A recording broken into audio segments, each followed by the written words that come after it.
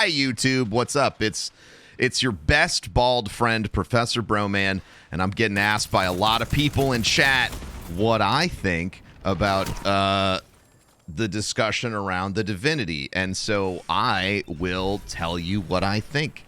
Throughout Destiny's history, there have always been weapons that everybody wants to use. Weapons that are viewed as necessary or unnecessary for certain encounters, right? In Destiny 1, everybody is familiar with, like, must-have Yallarhorn, must-have, like, Outbreak Prime, and 5 million kills. Please ignore my terrible Iron Banner gameplay while we have this discussion. And so, here's what I think. I think that many people are hung up on the idea that from the original statement that it's pretty much required. Here's the thing. There are different ways in my mind to think about requirements, and basically my thought is that there should be multiple pathways in any system. So in this case, we'll talk about the damage system. You should have multiple options in any system to have ideal outcomes or similar ideal outcomes. And so my thought is that I think there is definitely a worthwhile discussion to be had about, you know, whether it's the Divinity or any other weapon, any other debuff weapon. I mean, that's you play Destiny long enough, you'll learn, like, it's either a high DPS weapon or a debuff weapon. And everyone's like, why do I have to run this? And the reality is you don't absolutely have to run it. You know, Tractor Cannon, Wither Horde, Tether, Bubble. You know, there are always requirements for quote, like, for optimal DPS.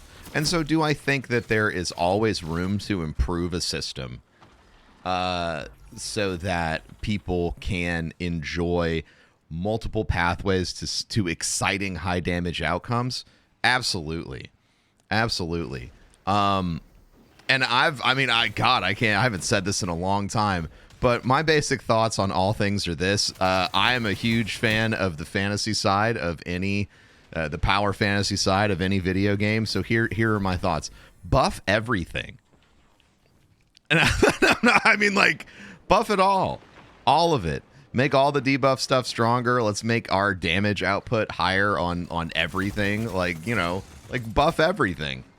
And I'm not being sarcastic, but I'm trying to illustrate that there are ways to balance a game, and it doesn't always necessarily have to be balanced into a perfect tension point.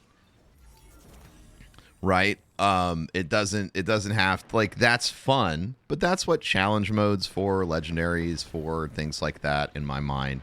So I'm always a proponent of trying to look at a problem in a different way. And, you know, so instead of the requirement to, you know, debuff a boss with item, maybe we could just look at more ways to make everybody more powerful.